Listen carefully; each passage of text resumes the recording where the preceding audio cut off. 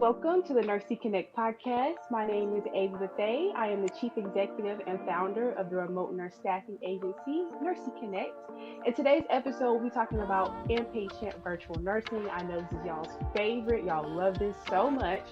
So I had to go grab me an inpatient virtual nurse. That is not me to talk about their experience. So we do have a guest today. I'll let her introduce herself. Welcome to the show, Sydney. Hello, everybody. I am Sydney. I am so glad and so honored to be on Nursey Connect. Thank you for having me, Ava. Yes, thank you for coming on, Sydney, y'all. And she's got her baby with her, 3 months. So if you hear a little cooing and crying, just know she got that baby on her, okay? All right, so let's get right into the episode, okay? So, Sydney, can you share your nursing experience, like how you got from in person nursing to remote nursing? So, let's just start there. Of course. So I'll just give a little bit of background about my nursing beforehand. I've been a nurse for about 2.5 years now. ICU is my background, which I really feel like that kind of helped me leverage and dip into the remote virtual world. I wouldn't say that's the only way you can get in, but I feel like I was able to kind of, play off of those ICU skills that I have.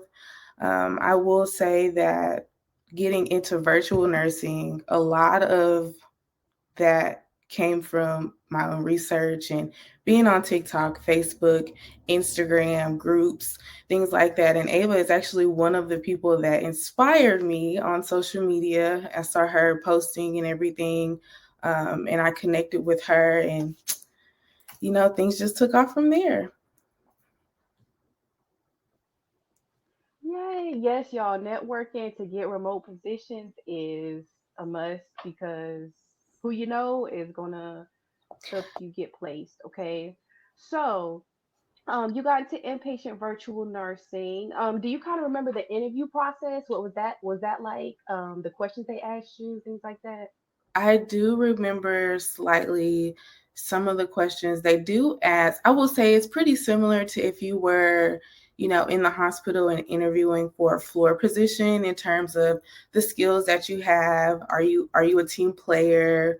Are you able to, work around change? But also they do ask, have you worked remotely before? Because it is a different kind of work environment. And they want to be sure that you have the space for it as well as the mental capacity because it is very different. And you just have to be able to kind of, that's just another type of nursing. You have to be able to kind of go with the flow and that. Other than that, I would say the questions were pretty standard. And I think when you do go into the interview, it's really important for you to kind of think this is nursing. Nursing is the same all across the board. So just answer those questions as if you were interviewing for a floor position. The knowledge is still the same. So,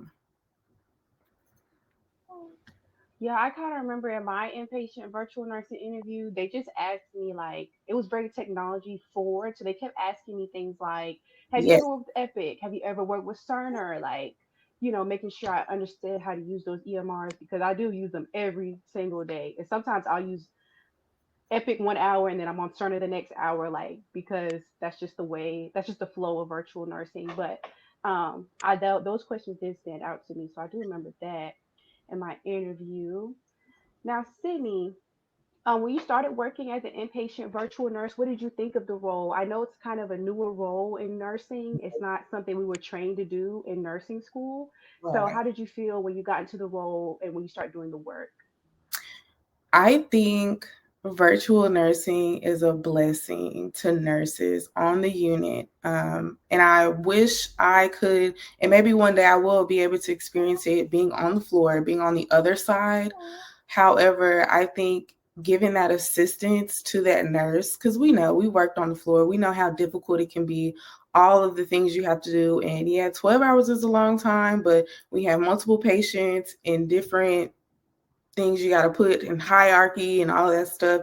It gets real overwhelming. So I think even simple things like admissions, that can really put a dent in your day and push you back. So, having an inpatient nurse help you with an admission, doing skin checks, that helps a lot, because you do have to have that second RN or just that buddy to say, okay, yeah, I did check the skin. They didn't come in with any wounds, or their skin looked nice or whatever. It is nice just to have that, because sometimes pulling your buddy from the left and right of you isn't ideal either. If I'm running around, my neighbor's probably running around too.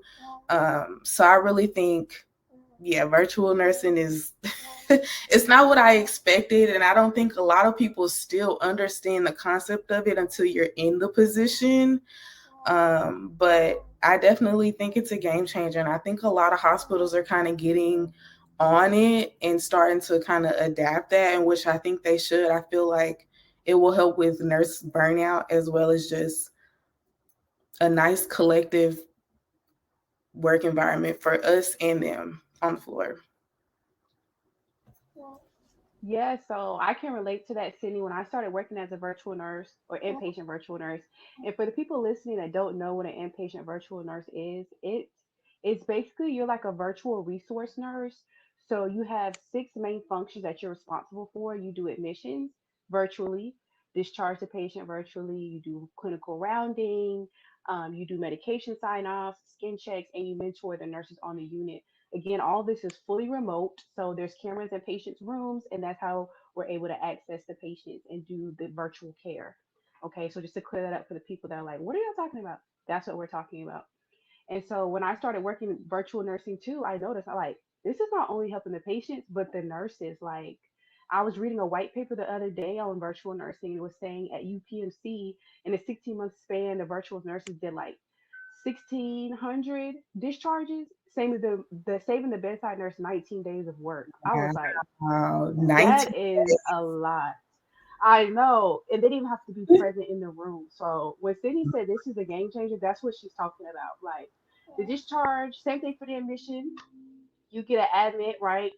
Now all you have to do as the in-person nurse is make sure your patient is stable, and then you call the virtual nurse. Hey, I got a new admit in room 732, and you go in there and you do the whole admission virtually. It is like Sydney said, it's going to change the way we deliver care as nurses and how our patients receive care. Now I haven't been on the other side. Like Sydney said, I've only been the virtual nurse doing the care, and not the bedside nurse working with the virtual nurse. But we're going to bring another guest on to talk about that because that's another layer of it. But yeah, so virtual nursing, that's what we're talking about when we start talking about that. So Sydney, do you think, well, let me back up. Cut. Oh, right here. What type of patients did you see when you were working as an inpatient virtual nurse? Oh, so I worked in the ICU, and I will say I saw very sick patients. Of course, I was in the MICU, so the medical ICU. And a lot of the patients, it would be respiratory patients and cardiac patients. So a lot of your normal ICU patients you'll see that maybe didn't do very well in surgery. Those were the type of patients that I was seeing. Okay, did they ever call you to like verify any of the or help titrate any of the drips or anything like that? Yes, they did. They did that, as well as verifying on the cut. I can't think of the machine that they hook the patients up when they intubate them. What is this? The ventilator? Yes. Okay. Restart. Restart. So they also not only did they, call us to verify and titrate some of the drips, but also the ventilator. We were supposed to just verify the ventilator settings in comparison with the vitals as well, just to make sure that they were consistent with what was ordered. See, that's nice, y'all. That is so nice to have another nurse doing that for you because, like Sydney said earlier, like sometimes you have to prioritize certain tasks at the bedside, and sometimes you just don't get to certain things. But having the virtual nurse or having that extra person just to look at it for you, you don't have to be in the room just to look at it and let you know what's going on with your patient. That is beautiful. Yes. So And I'll also add, Ava, that, yeah. in ICU, most of the time you only have two patients But when you have them both on ventilators or whatever, CRT or whatever heavy dialysis, that's a lot. And somebody's life is on the line on any unit, right? But ICU is just really critical. So I think the ICU nurses probably really appreciate that. Just verifying those settings, that's something very small. I know they still do it, but just to have this second check is just safety across the board.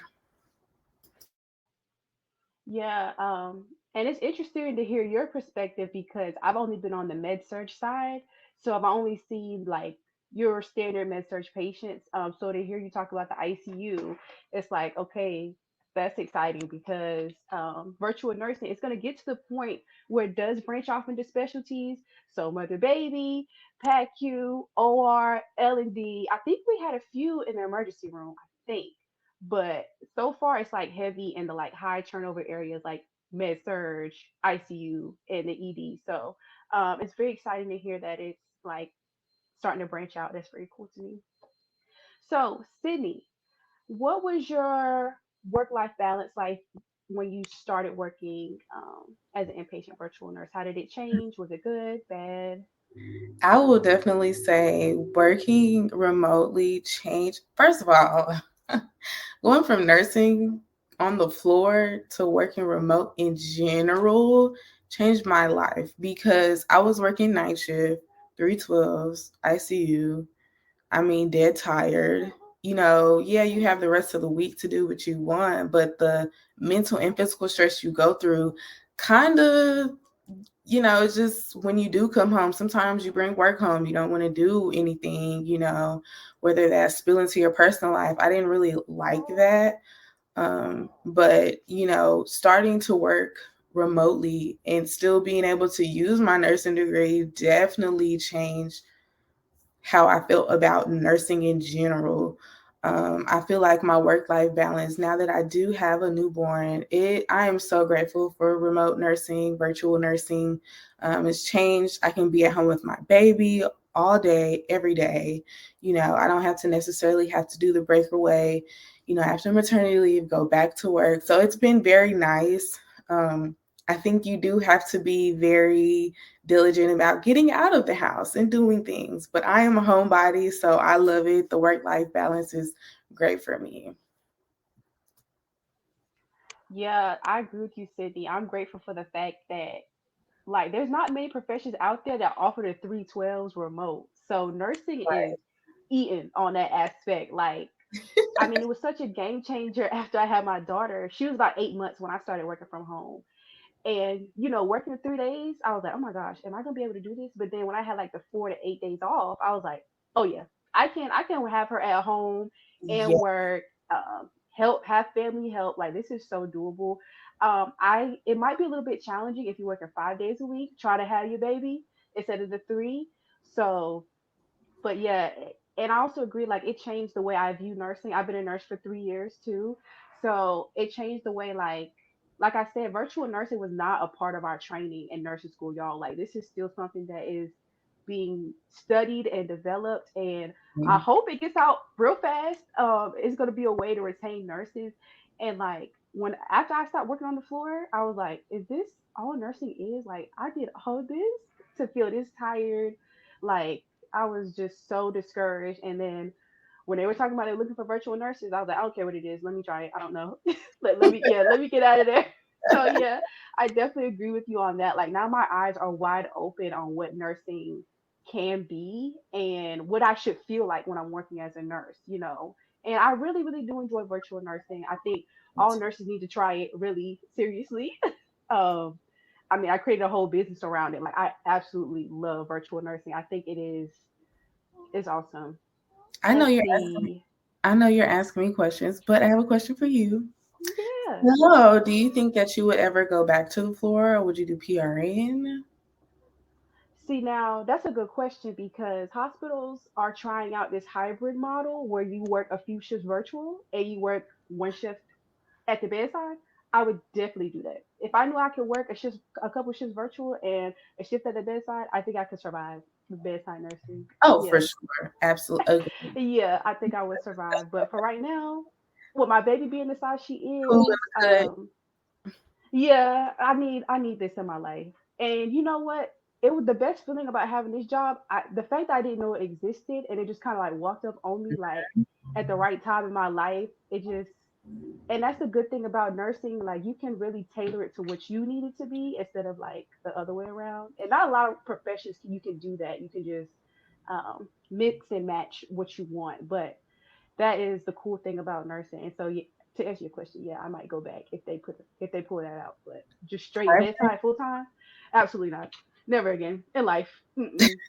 And this is gonna get into our next segment. But the fact that I was making what I was making working in the hospital, working from home, I was like, oh, what's up, y'all cannot y'all cannot see me in that hospital for $27, $28, $29, $30, $31 when they were offering $31, and I'm like, that's what they offer me to work in a hospital. I was like, I'm not going back. I can't go back. I agree. And being from Texas, that's about, what they want to start you off, unless you have like 10 plus years. Because I, have nursing friends who've been nurses for many different years. I mean, longer than I've been a nurse, and they're wanting to offer you $30 an hour to slave on the floor for 12 Yeah, hours. it's disrespectful. Yeah, And it's like when I like, when I saw that. Oh, go ahead. no, no, no, go. I was looking on Glassdoor and it was saying a nurse with 8 years of experience made like $80,000 or something like that. I'm like, 8 years, almost a decade, and y'all capping them at 80K? Oh nah, oh nah. So I And was like, oh my god. I know, and I feel like a lot of people feel like they have to do overtime because, and this is off of schedule, off of, anything that we're supposed to be talking about. But I do want to say, I feel like people think nurses make so much money. And ideally, yes, but I feel like you either have to have the experience or you have to be traveling. And it's not right, and I feel like, the schooling we go through, the testing we go through, the training we go through, I feel like everybody should be started really $40 an hour. I don't care where you are. I really do feel like it's a lot. And to, some people who feel like they have to pick up these shifts 4 days a week, 5 days a week, you're missing out on the beauty of having 3 days a week job. And I know a lot of people who pick up weekly just to keep up what they have at home. And I really do hate that. I really do. But like you said, you can pay the same thing, base pay here, working remote, virtual, versus on the floor. Yeah, you're gonna have to pay me a lot more money to get me back. Yeah, and I'm gonna take it every time. When I post these videos on TikTok and I'm talking about, why I don't want to do bedside nursing and things like that. People they ask about, what about your nursing skills Yep. and things like that. And I just feel like I'm not being compensated accordingly in the hospital anyway for all, like you said, all the training that we had to go through, the debt some of us had to take on to get to that Mhm. point. You know. Um, and if I do decide to go back up to the floor, they'll be there when I need them. But at this time, I'm just like, I know how to be the best virtual nurse on the planet. Okay. And that's what I'm going to keep doing until I can't do it anymore. It's keeping me in nursing. I would say that virtual nursing has kept me in nursing. And that's really what inspired me to start the staffing agency too, because I know there's a thousand, probably millions of nurses that feel like I felt or feel like we feel as far as slaving on the floor and then just like you said, not even enjoying having a job that's 3 days a week, having to pick up, Mhm. So, um, yeah, Sydney, I really could talk about this all day. I know. Cut me off, I please. really could. Okay, what were we talking about? We were talking about pay. Yes, We talked about pay a little bit. Now,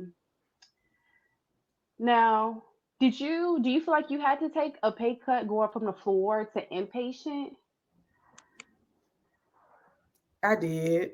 I did because I did before I started virtual nursing. I was taking a local contract, so it was a little bit more pay. I was making about $50 base, and then you have the differentials on top. So I did take a pay cut. However, my mental health is at 100% better working virtually. And I feel like that is the trade you give. And I understand, bills have to be paid. I get that. And I understand that 100%. But just advice to anybody, when you are interviewing, just know and just be aware it's either going to be what it's going to be about the same base pay, or it's going to be a little bit less. But you're in the comfort of your own home, not having to leave, not having to, it's just going out. And it's like not even a desk job, right? You could go Monday through Friday, you sit down. No, we are on the floor going in these rooms 1,000 times a day. Somebody's life is on the line every single day. That's enough stress in general to put somebody out of nursing. So either you can deal with that, or you take the pay cut and be at home. So Exactly. So when I decided, because I did take a little bit of a pay cut, but it's only because I was a float pool nurse and we were getting like a $3 differential for okay. working, but I didn't want to be in the float pool anymore. So I was gonna go down to what all the other new grads were making at the time, which was about $32, 31, $32. And I was like, well, when you really sum it up, it's really the same. So, but I Mhm. did notice a change in some of my bills. My gas bill was number one. I lived 45 minutes away from the hospital I was working at, and I was probably spending like $60 a week in gas, 70.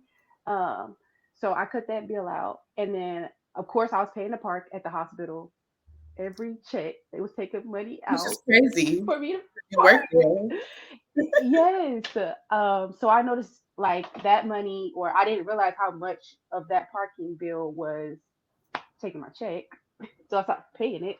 And then the childcare, like not having to pay for childcare right now in the United States is huge because on TikTok the other day I heard this girl say it's like the second leading, the highest house bill or the highest cost for families today is just trying to find affordable childcare, and it's steady going up. So I was like, I'm glad I had to cut that bill out because if I was working on the floor, I would have to put my daughter somewhere. Yes. Um, because even though it's 3 days, I still need somebody to watch her for the Right. 3 days. So, and they still gonna charge me like she going there 5 days a week. So, yeah. So I was happy that the pay cut it happened, but I also feel like it was a little bit of a balance for some of the expenses that I was cutting out. Would you Absolutely. say that's the same for you or a little Definitely different? agree. No, I would agree for sure. Because I was driving maybe 45 minutes as well. And so now I probably put gas in my car every, I don't know, 2 weeks, 3 weeks. I don't know. It sits there. Exactly. Like, it sits there. But I will also mention, I don't know what car insurance you have, but anybody out there who works remote, call your car insurance and they may lower your rate because you work from home. I got Geico. They They do might that. lower your rate because Okay, I'm gonna have to make a note of that. yes, I don't know what How kind do of you know this? they would ask for. My mom told me this. I feel like older generation, they Mm, just my mom told me that. So yeah, it don't hurt to ask. it doesn't. Yeah, I But heard you can also write off your home office on your taxes. I learned about that last year. see, I need to get an actual tax person so that I can Yeah, see like the benefits. that's what I heard. Thank you. All right, That's what I heard. This is what I heard. I'm gonna try it out this year because I'm also running a business kind of in the same space. So let me see how that works. let me know. But okay, I will let you know. Let's see. And then we kind of talked about nursing skills. Well, how do you feel the remote work has impacted your nursing skills? I kind of share my experience a little bit. How do you feel about it? Of course. I am PRN at a local hospital. I haven't started yet. I just got hired. However, I'm already having like PTSD flashbacks, like heart racing. Like I already don't want to go and pick up shifts. But I did it just because I feel like I don't want to lose my skills. And I think that's a lot of people's fear, but also you have to remember these hospitals have PRN positions if you feel that way. But my primary income and my primary work is going to be remote, virtual nursing. But I'm also doing that because I'm considering going back to school. So I just want those clinical hours. However, I don't know. I really don't. And I just got hired and it's so bad, but it's just when you work from home, it's gonna be tough to leave the house. Like it's so hard for me to even just go to the grocery store. I know that's bad, but I just love being at home all the time. But I think you gain a different kind of I wouldn't even say a different kind of skill. I still feel like you're in the chart, you're charting, you're using your critical thinking skills, like in the ICU. Sometimes when you video into the patient, they might look like they're in distress, or maybe a piece from the ventilator is off, or something of that sort. You do get the chance to call that nurse and say, hey, can you go in the room and just check on that patient? So you still kind of get the feel of being on the floor and being helpful. It is very different, but you're still practicing your nursing skill set, and just in a different way. You're still charting, you're still looking at the vitals, you're doing admins, you're talking to the patients, you're still in the atmosphere. So I feel like if you're okay with that, you'll be fine. But I think a lot of people are hooked up on, oh, if you're not working on the floor, you're not a real nurse. No, I went to school, I took the NCLEX, I graduated, I am a real nurse. I'm not going to be slaved out just because of what society says. I think just do what's best for you, you know.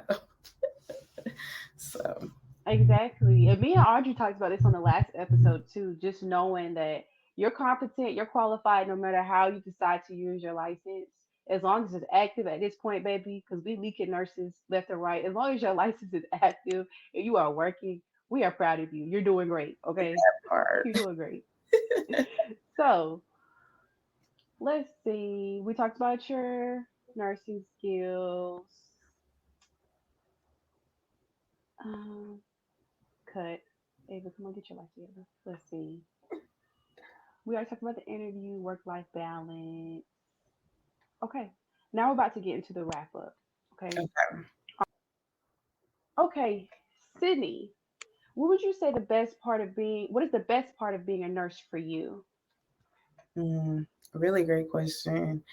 I will say I love the flexibility of nursing, which we kind of already touched on. That's unmatched.